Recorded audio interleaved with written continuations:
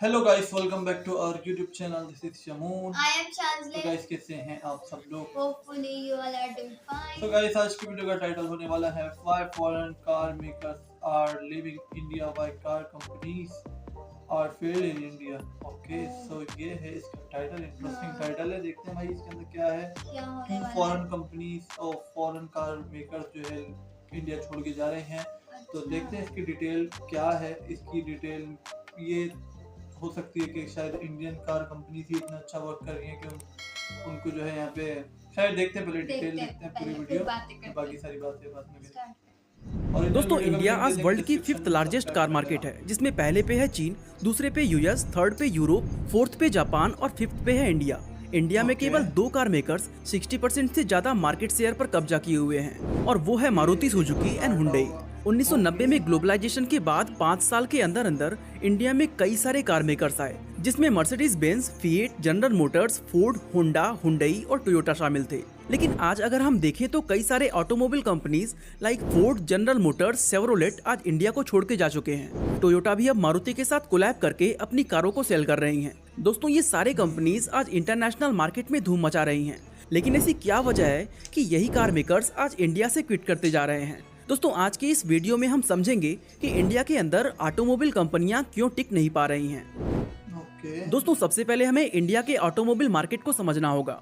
ये है 2016 से लेकर अब तक का सेल डेटा। जहां बात करें अगर पैसेंजर व्हीकल्स की, तो 2017-18 के कंपेयर में आज का सेल 6.66% कम हो गया है, जबकि ये नंबर्स घटने के बजाय बढ़ने चाहिए। और इसका मेन रीजन है कोरोना पैंडेमिक। अगर मोटा मोटा देखें तो 2016 से लेकर अब तक लगभग 30 लाख पैसेंजर व्हीकल्स हर साल सेल हो रही हैं। अब अगर हम लेटेस्ट 2021 से 22 के डेटा को देखें तो पता चलता है कि मारुति ने लगभग 13,31,000 गाड़ियां खुद अकेली बेची हैं, जो कि पूरे मार्केट शेयर का अकेला 43% है। वहीं हुंडई का मार्केट शेयर 15.78% और टाटा का 12.14 है। अब दोस्तों डेटा पर नजर डालें तो 2020 में अकेले मारुति का मार्केट शेयर 50% था, जबकि आज केवल 43% बचा है, जो कि 7% कम हो चुका है। अब दोस्तों लास्ट 2 डेकेड्स का डेटा अगर देखें तो पहले के समय में 100 में केवल 15 लोग ही एसयूवी गाड़ियां खरीदते थे, क्योंकि वो छोटी गाड़ियों के कंपेयर में महंगी होती हैं और उनका माइलेज छोटी गाड़ियों से कम होता है। लेकिन आज की अगर बात करें तो 100 में से 40 से भी ज्यादा लोग अब एसयूवी गाड़ियों को लेना प्रेफर कर रहे हैं, और ये नंबर्स अगले 3 से 5 साल में 50% को क्रॉस कर देगा।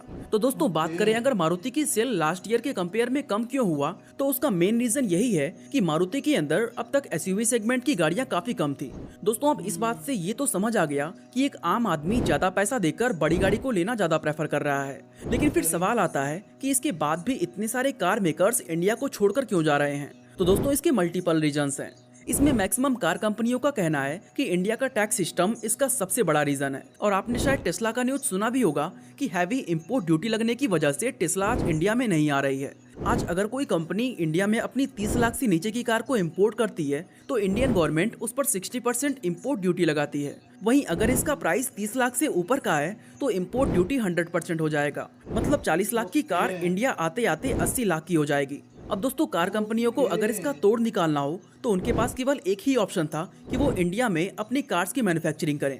इस केस में कार के ऊपर लगने वाला जीएसटी 28% होगा। एडिशनली कार की साइज और लेंथ के अकॉर्डिंग उस पर 3 से 22% का सेस लगेगा। दोस्तों इंपोर्ट ड्यूटी से बचने का ये एक बेहतर उपाय था, और इसी वजह से फोर्ड, हुंडई, किया, होंडा अपने कार्स इंडिया में ही मैन्युफैक्चर करने लगे।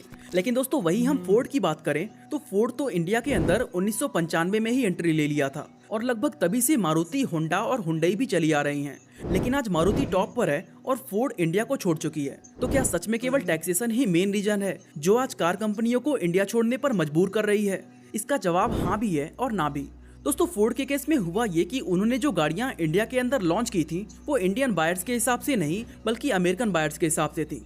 एक्चुअली फोर्ड एक अमेरिकन कंपनी है और वो यूरोप और इंडिया जैसे कंट्री में अपनी कार लॉन्च तभी करती थी जब वो कार अमेरिका के अंदर सक्सेस हो जाती थी। और दोस्तों अगर हम अमेरिकन और इंडियन बायर्स को देखें तो हम में और उनमें बहुत ही बड़ा डिफरेंस है। आज अमेरिका की पर कैपिटा इनकम इंडिया से काफी ज्यादा है। ऐसे में वो हमसे ज्यादा महंगी कार को अफोर्ड कर सकते हैं, जबकि हम इंडियंस को कम पैसों में ज्यादा फीचर्स चाहिए होती हैं। और यही चीज फोर्ड इंडियंस को देने में नाकामयाब रहा। दोस्तों हमें लगता है कि फोर्ड और शेवरोलेट जैसी कंपनीज केवल इंडिया में ही फेल हुई हैं, लेकिन चाइना, यूएई और साउथ अमेरिका के कुछ देशों को छोड़ दें तो अमेरिकन कार कंपनी लगभग सभी देशों में फेल हो चुके हैं। दोस्तों अगर हम अमेरिकन बायर्स को देखें तो वहां पर लोग हाई पावर और बड़ी गाड़ियों को लेना ज्यादा पसंद करते हैं। एंड अगर सेम मॉडल को इंडिया में लॉन्च कर दिया जाए तो वो फेल हो जाएंगी, क्योंकि हम उन गाड़ियों को अफोर्ड कर ही नहीं सकते। ऐसे में कंपनीज को जरूरत होती है कि वो उस पर्टिकुलर कंट्री के हिसाब से प्रोडक्ट पर R&D करें, ताकि उस कंट्री के टैक्स रूल और कंज्यूमर्स डिमांड्स के हिसाब से प्रोडक्ट को लॉन्च किया जा सके।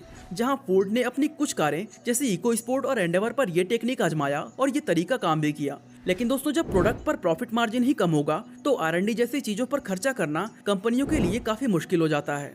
वहीं दोस्तों आज हम टोयोटा की बात करें तो ग्लोबली टोयोटा का मार्केट शेयर्स अकेले 13% है और ये एक बहुत ही बड़ा नंबर है। लेकिन टोयोटा ने भी इंडियन मार्केट को वार्निंग दे दी है कि वो अब 1 से 2 कार को छोड़कर बाकी के कार्स मारुति के साथ कोलैब करके बनाएंगे। मतलब वो अब अपनी बिजनेस को इंडियन मार्केट में एक्सपैंड नहीं करेंगे। और दोस्तों उनका भी यही कहना है कि इंडिया का टैक्स सिस्टम कार मेकर्स के लिए फ्रेंडली नहीं है। दोस्तों अगर हम एक 1500 सीसी SUV की बात करें जिसकी कीमत 9 लाख इंडियन रुपी हो तो इसमें अराउंड 2,80,000 रुपए GST होता है। इसके बाद गवर्नमेंट रोड टैक्स ऊपर से लेती है जो कि अराउंड 60,000 रुपए होगा।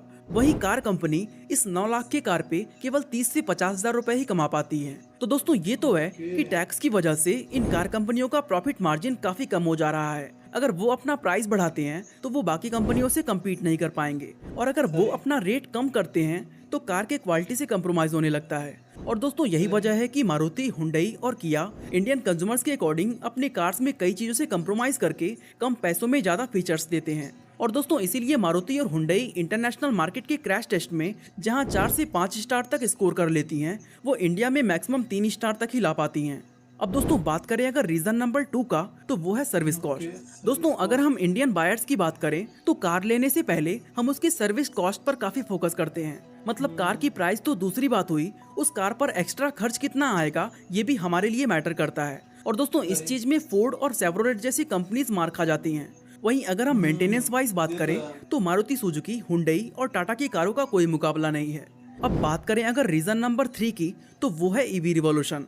दोस्तों नितिन गडकरी जी का ये प्लान है कि 2030 तक वो इंडिया के मैक्सिमम गाड़ियों को इलेक्ट्रिक व्हीकल्स में शिफ्ट कर देंगे। अब इलेक्ट्रिक व्हीकल्स एक बिल्कुल नया ट्रेंड है और इसका रेट भी बाकी गाड़ियों से काफी ज्यादा हाई है। ऐसे में EV के रिवॉल्यूशन को लाने के लिए कंपनियों को R&D पर बहुत ज्यादा फोकस करना होगा। लेकिन दोस्तों जो कंपनियां इंडिया के अंदर पहले से ही लॉस में चल रही हैं, वो एक बिल्कुल नए टेक्नोलॉजी पर शिफ्ट कैसे हो सकती हैं? और अगर वो शिफ्ट हो भी जाती हैं तो कोई गारंटी नहीं है कि वो इसमें सक्सेस पा ही लें। ऐसे केस में क्या होगा कि जो कंपनियां काफी पहले से इस चीज पर R&D करती आ रही हैं और कंज्यूमर्स के डिमांड को समझ रही हैं, उनसे कम्पीट करना इनके लिए बहुत ही मुश्किल हो जाएगा। और दोस्तों EVs के मामले में इंडिया के अंदर आज टाटा मोटर्स का कोई मुकाबला नहीं है, और इन सारी चीजों से बचने के लिए लॉस मेकिंग कंपनी इंडिया को छोड़ना ज्यादा प्रेफर कर रही है। अब दोस्तों बात करें अगर रीजन नंबर 5 की तो वो है कैब सर्विसेज। दोस्तों 2016 से 2022 तक के कार सेलिंग का रिपोर्ट देखें तो इन 6 सालों के अंदर कार के डिमांड में कोई बढ़ोतरी नहीं हुई है। लगभग हर साल ये नंबर 30 लाख के आसपास ही है।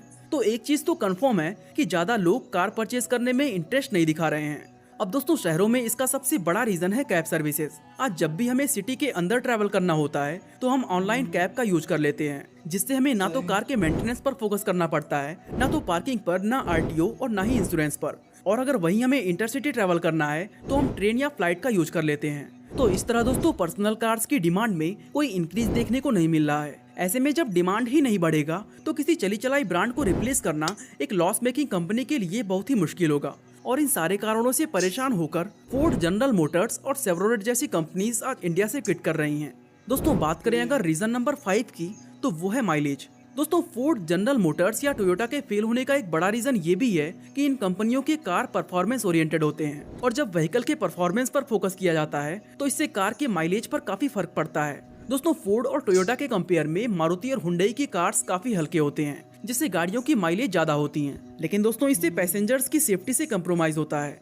बाकी दोस्तों आपको क्या लगता है और कौन सी वजह हो सकती है जो कार मेकिंग कंपनीज इंडिया को छोड़कर चली जा रही हैं? अपना ओपिनियन हमें कमेंट करके जरूर बताएं। इसी तरह अगर आप जानना चाहते हैं कि कैसे टाटा मोटर्स ने अभी हाल ही में फोर्ड के पूरे प्लांट को खरीद लिया, तो आई बटन पे क्लिक करके वीडियो को देख सकते हैं। बाकी आज के लिए बस इतना ही।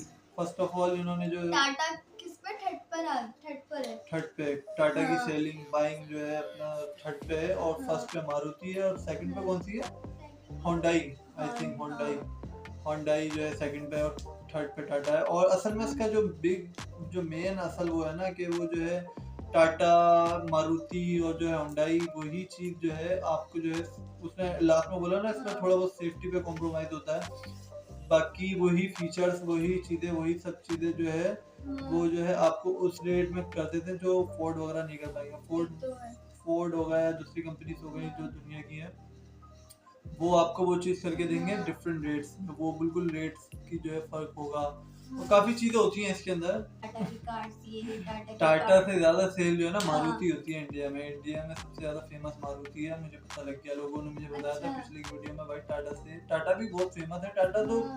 टाटा सिर्फ कार्स ही नहीं बनाता ना, टाटा तो काफी चीजें अपनी जो है मैन्युफैक्चरिंग करता है, अपना जो है कार्स की, वो जो अपना इंडियन आर्मी की भी काफी ज्यादा जो है व्हीकल्स वगैरह बनाता है। टाटा तो काफी चीजें बनाता है।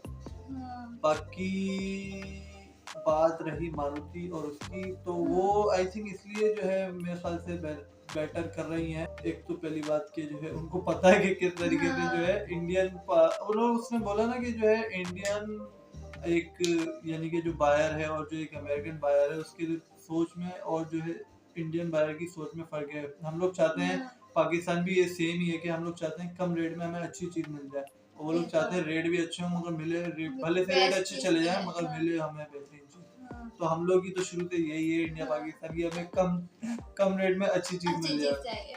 तो वही इसके अंदर पता लगा हमें। और बाकी फोर्ड वगैरह तो मेरे ख्याल से अभी जा रही हैं।